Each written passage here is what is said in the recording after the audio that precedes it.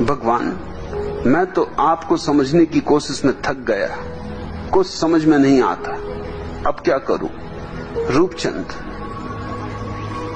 तुमसे कहा किसने कि मुझे समझो? समझने की कोशिश करोगे थक ही जाओगे, क्योंकि ये काम यहां समझदारों का है ही नहीं। ये काम दीवानों का है, परवानों का है। ये बस्ती मस्तों की है। यहां कोई पंडित बनाने को थोड़ी मैं बैठा हूं। और तुम क्या समझोगे? अभी तुम पहले से काफी समझे बैठे होगे, उसी में तालमेल बिठा रहे होगे, उसी में जुगाड़ बिठा रहे होगे। ऐसा तो आदमी खोजना मुश्किल है जो पहले से समझे ना बैठा हो। बस वहीं से अड़चन शुरू हो जाती। अज्ञानी को समझाना कठिन नहीं है, ज्ञानी को समझाना मुश्किल हो जाता है। तुम ज्ञानी मालूम पड़ते हो,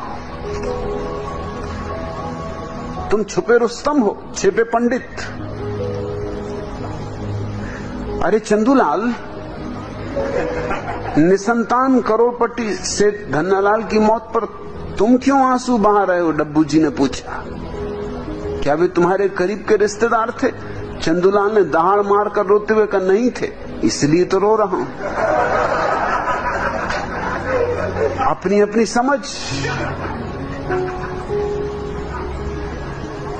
तुम अपनी समझ लेके यहां आओगे तो मैं जो कह रहा हूं वो नहीं समझ सकते।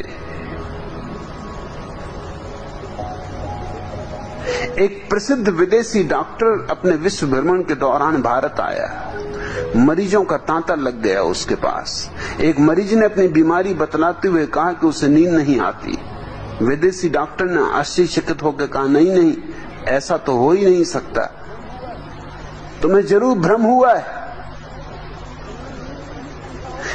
तुमने नींद में ही समझा होगा कि तुम्हें नींद नहीं आती, क्योंकि मुझे तो अच्छी तरह मालूम है कि भारत में लोग सोने के सिवा कुछ भी नहीं करते। कोई दूसरी तकलीफ?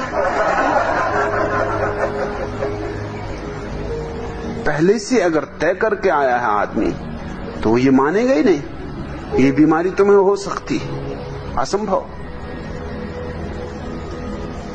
तो तुमने नींद में ही सपना देखा होगा कि मुझे नींद नहीं आती। रूपचंद, अपनी समझ दरवाजे के बाहर छोड़ के आओ, फिर तुम देखोगे बातें मेरी बहुत सीधी साफ।